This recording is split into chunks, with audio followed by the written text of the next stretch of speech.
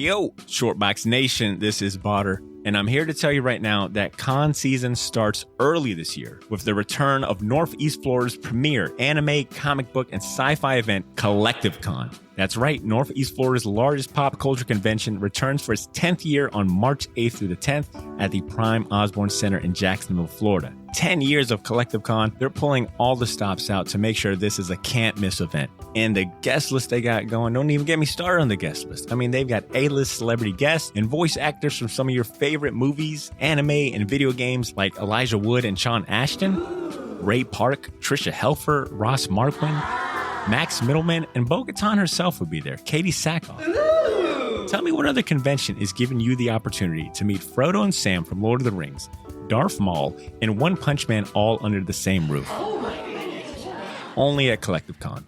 And if you're looking to get some of your favorite comics signed, or if you want to get an original sketch from some of the best comic artists in the world, well, you're in luck, because there'll be plenty of comic and creator guests there, like DC comic artist extraordinaire Clay Mann, Harvey Award-nominated illustrator John Taylor Christopher, Marvel and DC cover artist Chris Stevens, and acclaimed Star Wars author Timothy Zahn. They'll all be at Collective Con this year. And if you're looking to bring the family, or if you want to make a weekend out of it, you're in luck, because there'll be so much going on at Collective Con that weekend in the form of vendors, fan panels, video game tournaments, cosplay contests, after parties, and a bunch of fan events. You can purchase single and 3-day weekend passes now using the link in this episode's show notes, or by going to collectivecon.com to book your tickets and hotel.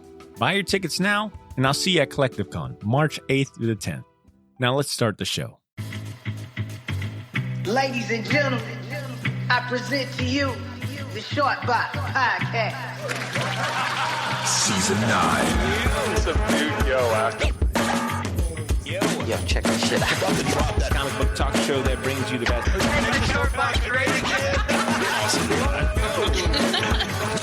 Shortbox Podcast is recorded live from Jacksonville, Florida. Yo, Shortbox Nation. Welcome back to the podcast.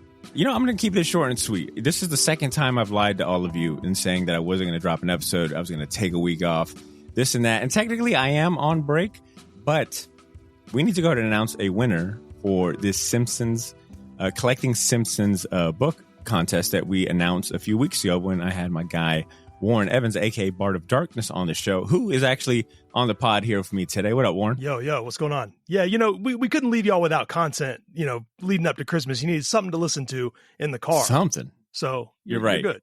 And normally, if I don't announce a winner on the podcast, things tend to fall through the cracks and things like that. And you know what? We had a healthy amount of submissions that I thought, you know what, I can give the people a little something this week. You know, like, even if it isn't about comics per se or an interview, I think this is going to be a lot of fun to talk about some of the submissions that we got for our Collecting Simpsons book giveaway contest. We had an interesting array and ensemble of submissions. And without further ado, let's get into it. See, we're going to learn something about the listeners also, because based on which version they submitted, we honestly know how loyal they are to you, because some of them, you know, they might have watched the video and those are like the real heads, you know, so I'm just saying. So I guess a little bit a sneak peek behind the curtains. The video version of the podcast, I always try to promote those as behind the scenes, you know, unedited, uncut. And it is what it is. It's a behind the scenes look into the recording of the audio/podcast version. And sometimes I will go back into the audio versions and re-record certain segments, maybe a transition I didn't like, or, you know, maybe I wasn't clear on something. In this case, listening back to the video version, I'm like, man, we could have done this contest a slightly better. We could have actually planned the rules out a little better. So the audio version rules were a little different from the video, but it's all good. The goal was to win a free copy of Warren's book, Collecting Simpsons, which, if you haven't copied the book by now and you've been waiting for this opportunity, you know, best of luck to you. And regardless if you win or not, you should absolutely buy the book, which is in stores and anywhere you get your books at right now. Absolutely. Warren, before we get into the contest stuff, you were on the show, like I said, a few weeks ago on episode 412 to promote the book. That the book came out December 5th. We're recording this episode on December 18th, which is 13 days, about 2 weeks since the book has been out. How has the reception been? How does it feel being a published author? It feels amazing. And, you know, the reception has exceeded my expectations, because I think we even talked about this in the episode. You don't know what to expect. Like, you know, you get this thing finished, you get it out into the world. And for all you know, people are going to say, oh yeah, okay, cool. I mean, that's a book that you wrote. I don't care. You just never know what the reaction will be or how excited people will be because you keep it a secret for so long. It's like, I'm building up this thing, and what if it actually doesn't matter to enough people? So, once it was officially announced and once people started posting about it and posting their copies and telling me they pre-ordered it and they couldn't wait, I just got honestly, I was overjoyed by just the response that I received in my messages and comments and all of that. So, hopefully it's the first of many. Damn right, man. I'm hoping it's the first of many as well. Like I said, I love the book. And just based on what I've seen social media wise, it looks like the reception has been phenomenal. I'm going to ask you one other question, and you don't have to get into details and specifics and all that. But as far as like performance of the book in terms of like sales and things like that, like how is it doing in that regard? So, we are not as tuned into like the final numbers as I would like. I think a lot of that has to do with the holiday season. So, they give us numbers up to like this date and they don't get refreshed numbers until this date and so on and so forth. But, I'll put it in simple terms that anyone can understand. The publisher is smiling.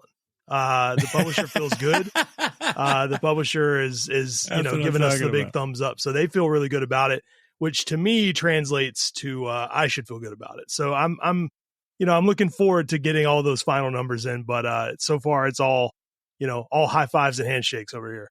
I wish you would have said something to the effect of like, I'm going to put it in terms everyone can understand. I got a 2025 Tesla outside on my driveway right now. Oh, God. I should Baller. That would have been hard. But no, I appreciate the honesty and congratulations to you. And obviously your co-writers as well, man. Congrats to all of them. Absolutely. Thank you, man.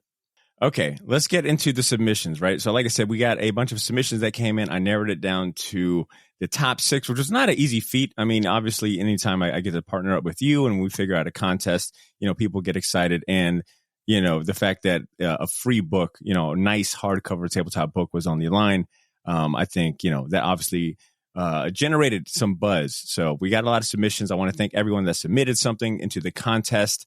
And like I said, even if you don't win one, it's absolutely worth your time buying the book, especially considering how affordable it's become now, on Amazon and different retailers. Yeah, take advantage of those deals. Like, Amazon, I can't claim to understand all that they do, but buy it from them and you'll get a little deal on it. And apparently that doesn't really hurt me. So go do your thing.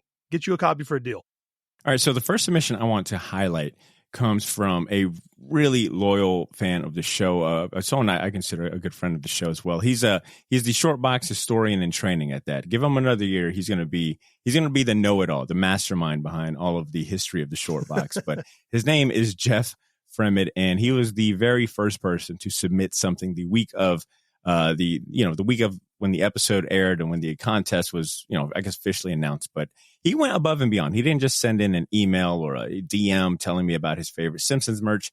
He actually sent in a full-fledged video via email, which, I mean, is not always the most ideal way to send an email. But my man sent a video. He actually tried to send it via social media, but the video file was too big. He had to send it via email.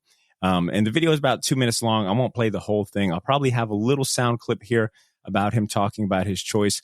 But in short, Jeff's favorite piece of Simpsons merch that he owns is and Warner might need your help here, but it was a comic book guy. It was a comic book guy figure with the whole, with him in his shop, right? It's from the World of Springfield by Playmates. Yeah.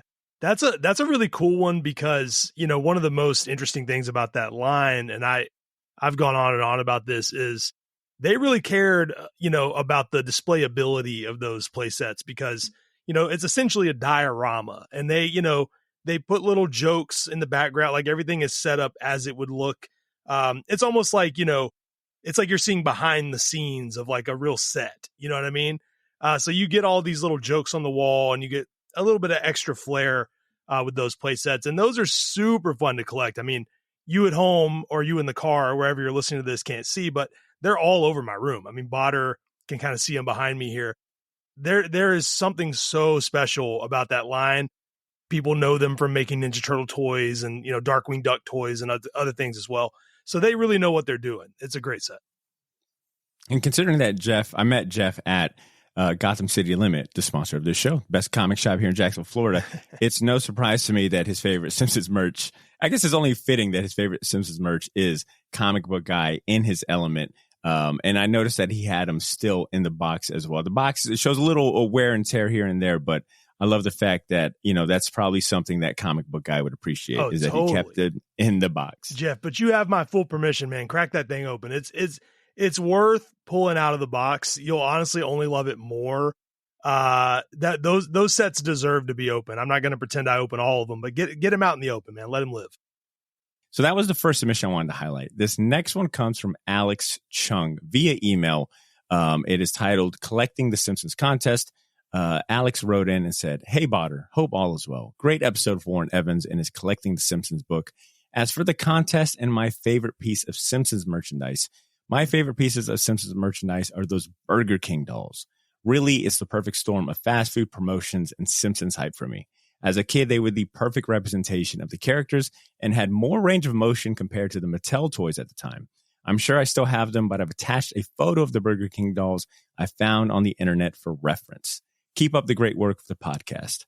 Alex Chung." Big shout out to Alex. Yeah, shout out to Alex. Those are great. I say this in the book, literally, that those dolls are probably the first thing a lot of people remember having from the show because, you could get them for I think it was $3.49 each with a meal or something. And even in 1990, that's pretty affordable. That's a cool, and they're big. They have, they're a nice size, really nice, hard, plastic head, soft body. So you can kind of set them up and prop them up.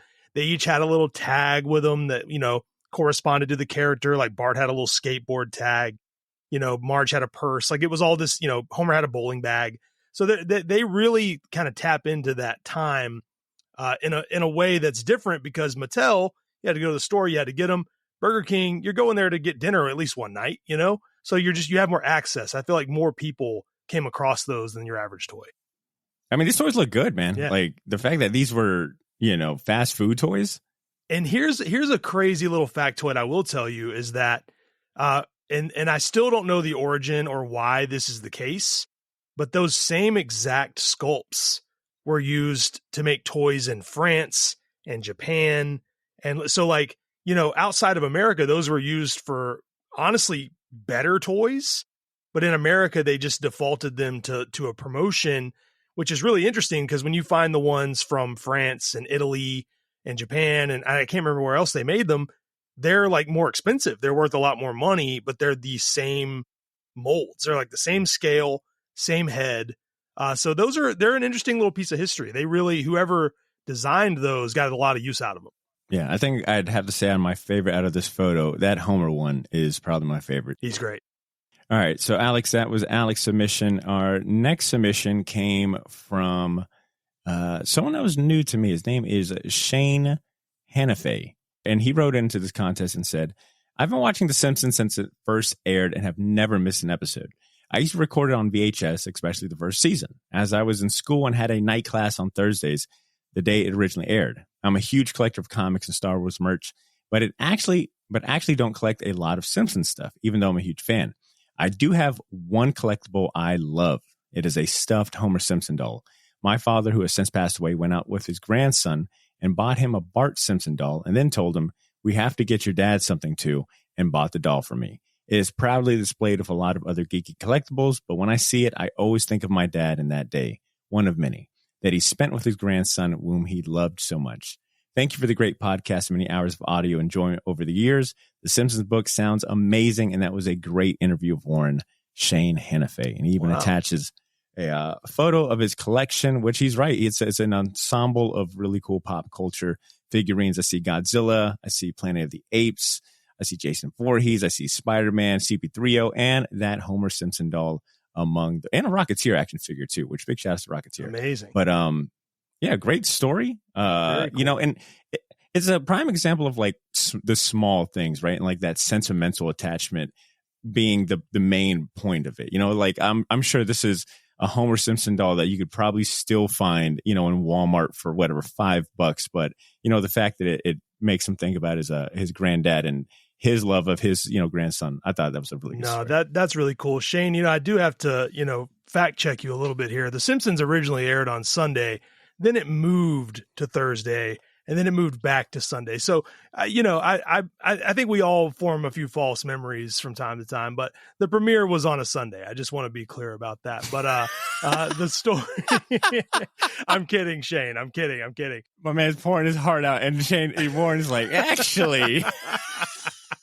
I honestly just had to do that for Botter's reaction. No, that's good. That's good. It is true, but it was on Thursdays for a long time, so I understand the confusion on that. And also, that sentimental attachment to any sort of toy is kind of why I do what I do. It's kind of why I do the Instagram. It's why I wrote a book about it, because that is kind of the point. I think there's like something to preserving this sort of thing and the joy it brings you. And like, I don't know, people have always painted it as, oh, well, you should grow up, when you become a man, you put away childish things or whatever they say.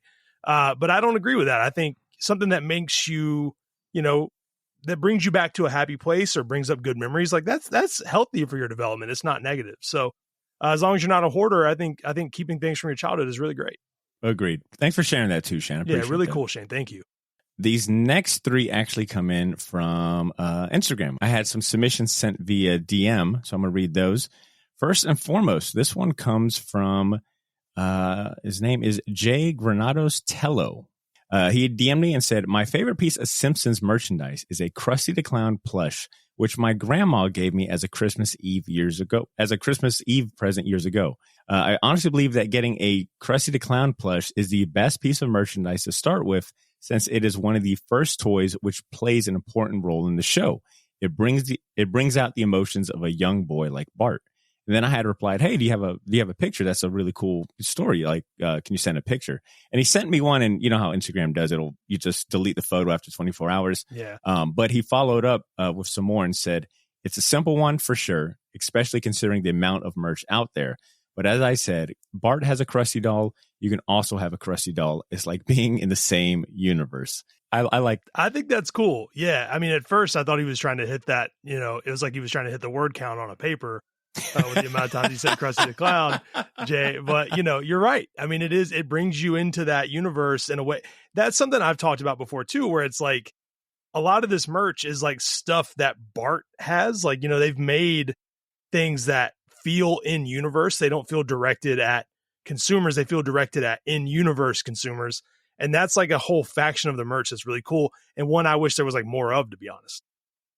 Yeah, I really like that point of feeling like Bart, because I mean, what kid, and I'm assuming, he's watching as a young kid, wanting to emulate Bart, and really, who didn't want to emulate Bart when you first watched The Simpsons, especially if you were a young boy, let's just be real. For sure. The fact that you could also own his favorite doll, just further kind of puts you into that same headspace and, like feeling like, oh, I get to be Bart Simpson, especially if you skateboarded too. Come on. And I mean, the same thing they did with like the Radioactive Man comics. That's like not for... That's not. Point. It doesn't even make sense that we would want that as like Simpsons fans, because we're not going to take it seriously in that way. So the fact that the show is able to permeate your mind in such a way that that's like something you want by proxy is like, I don't know. It's a cool quality to the merchandise. Agreed. So I'm going to go ahead and say big shout outs to Jay, who I believe, if I'm just kind of scoping, his profile, it looks like he might be from Spain. So I think it's really cool that we got, someone from out of the U.S. listening to the show that heard the episode and the contest and wanted to chime in. Very cool. Always cool to get a different perspective. Yeah, absolutely. We have two more that came in via DM on Instagram. This next one comes from a user by the name of lisasimpsonirl. Great name. And it is very obvious they watched the video version of the podcast, because instead of spotlighting their favorite merch, they spotlighted their three favorite episodes of The Simpsons, which is all good. I know that me and Warren, we talked about we were going to honor both submissions either way. And I think this kind of like spices up the contest. It kind of changes things up. Yeah. So you got the blooper version, Lisa Simpson IRL. we appreciate you watching the video. That's cool as hell. All right. So she wrote in and says, entering your giveaway of Bart of Darkness, my three favorite episodes of The Simpsons. 1, the mysterious voyage of our Homer. I'm 9 years old into a relationship, expecting our second child, and I often cook us too spicy chili, and every time I will, quote, Find your soulmate, Homer. That's good. All right, number 2, Treehouse of Horror 5. As a kid, I was only interested in horror and sci-fi films. So the Frankenstein monster couch gag, Shining parody, and playing of timelines made this one stick with me. I still get the DVD set out to rewatch it in October. That's awesome. Great. And last but not least, her third favorite episode is And Maggie Makes 3. I'm a mother. I have a daughter named Jasmine. I've made myself do it for her when I was in the trenches for a bit as a new mother, trying to make sure food was on the table, and had to switch from my dream career of tattooing to managing a fast food joint because of pay and my availability. I always think about this episode and realize I didn't really understand it as a kid, but it sticks with me now as a mother to one. Thank you. Enjoyed the episode. Thank you. I'm enjoying the episode now while I paint. Those are some solid list of episodes. 2, I mean, come on. 1, did you expect to be in your feels for this quick little recording? That's top tier submission. You know, I shouldn't speak to what I consider a front runner, but I'm feeling really, I mean, that was from a very real place, giving examples of how they relate to her actual life. I think that's like, I don't know, that's like another layer to what the show is to people, because as they grow up, they see like more of themselves in these characters. That's something we've talked about before. And that is, I don't know. I think that's really beautiful. There's like such a personal connection to those episodes. Yo, this is Botter. Sorry for interrupting this episode, but I'll keep it brief. I wanted to let you know about a massive sale we have going on over at the Shortbox Store on all of our merchandise and apparel. That's theshortboxstore.bigcartel.com. You can now save 20% off your entire order using the discount code YOO, Y-O-O. So if you've been waiting for the right time to finally buy that gauntlet snapback, or if you ever wanted to buy any of the shirts you see me wear on the podcast, well, now's your chance to get them for a steal. We still have a few sizes left of everything, but they won't last long, and once they're gone, they are gone. And then I mentioned that all of our apparel is screen printed on high quality material. None of that heat transfer or direct to garment stuff. Our shirts are some of the most comfortable ones you'll ever wear, and the hats look even better in person. So wear your support for the Shortbox Nation proudly, knowing that you're going to look damn good doing it. Get to theshortboxstore.bigcartel.com as soon as you can, and don't forget to use that discount code YOO, Y-O-O, to save 20% off your entire order. All of this information can be found in this episode's show notes if you want to get there faster. Thanks for not pressing fast forward. Now back to the show.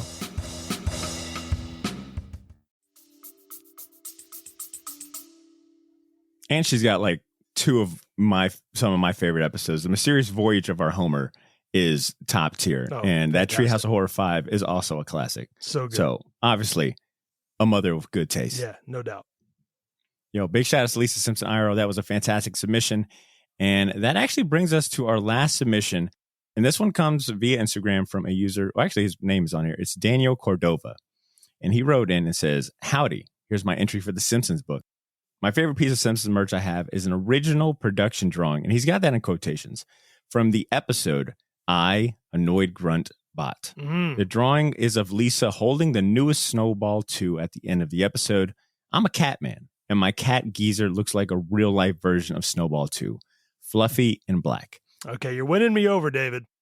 I knew, I was like, I think Daniel knows you. I think Daniel probably follows your real account. Yeah, no, I don't know. I don't recognize that name, but Daniel's winning me over. I mean, a fellow cat guy. I'm speaking to me. He said the magic word. All right. He says, I'm a cat man, and my cat Geezer looks like a real life version of Snowball 2, fluffy and black. I got it as a gift from my wife several years ago, but it means a lot more to me now since Geezer has been sick with lymphoma. Sorry. She's getting treatment and doing well, but I hug her a lot more these days. I'm happy to send a photo of the drawing and or my cat if it pulls harder on your heartstrings. Man. And then he actually sent the final version of the drawing, which, had he not said it was a production drawing, I would have been like, why are you sending me just a photo off Google? But the closer I look, I can tell it is a production photo because of how flat some of the colors are. It's a really good drawing, actually. Daniel, I got to tell you, man, as someone who lost a cat to cancer this year, my heart is with you, my man. Very difficult thing. So, keep your head up, and I hope she's doing okay. Out of all the contests I've run on this podcast, this one might be one of the most sentimental ones, and in the best way possible, right? Like, I think we talked about it on the podcast, how merchandise, and in particular Simpsons merchandise, not only serves as a means to further elaborate and flesh out the world of the Simpsons and the characters and, tell things that maybe the show doesn't have time for, but also the sentimental attachment it can mean to people, right? Like, we're both collectors of various things, and, we have our rooms decorated in the ways we want. And, it's much more than just owning the most rarest thing or most expensive thing. For me, and I know it's echoed with you too, it's like, for me, a lot of the things I own are things that are attached to a memory, a place, a person, or whatnot. Absolutely. So it's awesome to see all these submissions, highlight that in a way. Totally, man. I couldn't agree more. I mean, that is, it's I know it's hard to believe because I seem so cool. But there are people that have, called me a loser or, accused me of living in my mom's basement. You get these sort of like ridiculous things on the internet.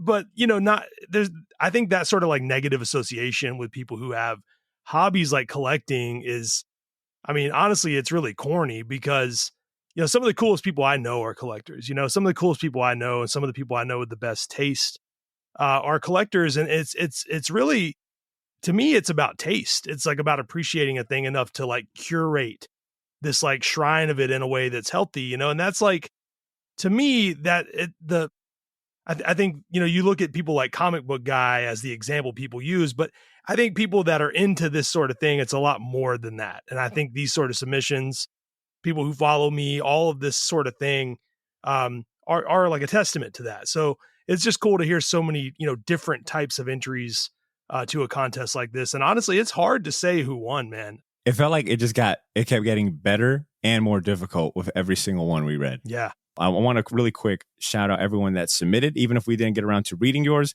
Obviously, the goal wasn't, this was supposed to be a very quick recording, but I feel like we're getting kind of long with it already. But I want to thank everyone that submitted something, and a big shout outs to our final contestants. Once again, that was Jeff Fremed, Alex Chung, Lisa Simpson IRL, Shane Hannafey, Daniel Cordova, and Jay Granados Tello. Do I have Lisa Simpson's real name? Do I got that here somewhere so I can give her proper respect?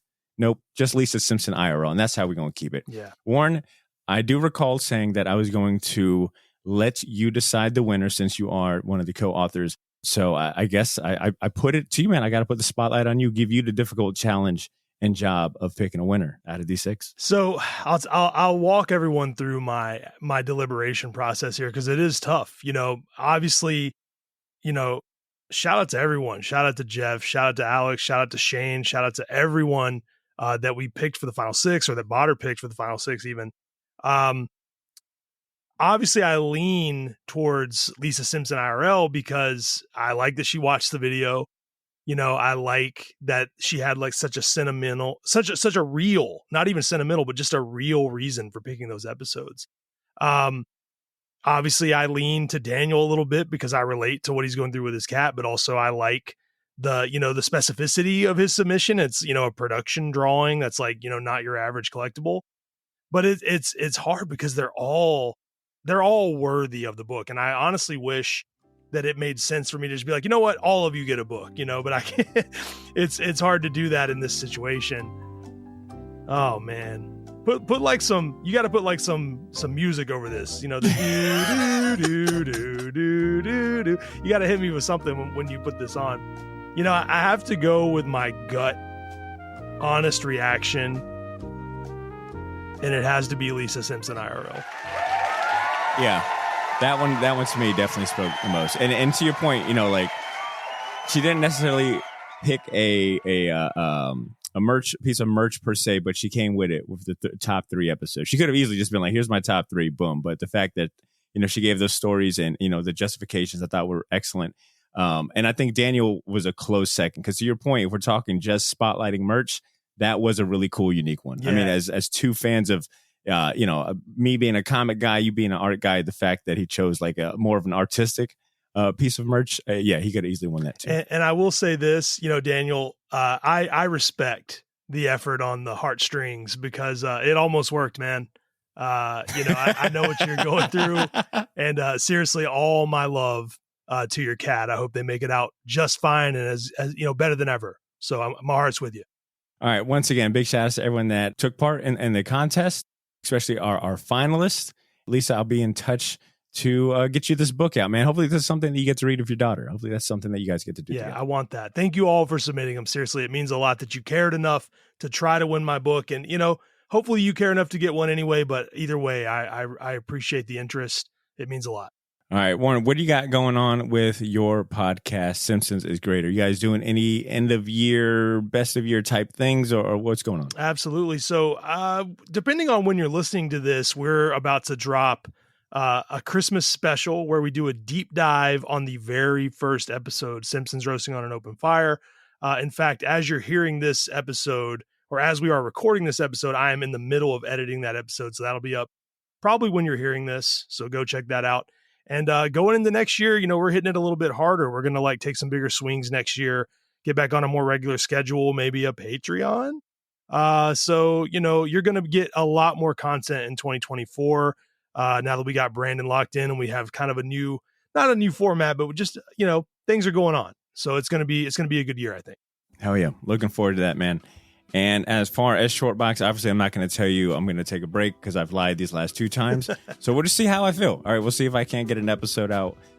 More than likely, I will definitely get an episode out before the year is over. But you'll just have to stay tuned to the podcast feed. Hopefully, you guys enjoyed this quick strike episode. All right, if you entered in the contest, once again, big shout outs to you. As always, thank you for your support. If you enjoyed this episode, leave a 5-star rating and review on Apple Podcasts and Spotify. Make sure you're subscribed to Simpsons is Greater Than. Make sure you're following us on Instagram and all that good stuff. And if you want actual, real, additional, more content, more episodes, check us out on Patreon at patreon.com/theshortbox. Besides that, you guys be well, take care. If I don't talk to you before Christmas and New Year's, happy holidays, happy New Year, and continue to make mine and yours Shortbox, all right? Peace.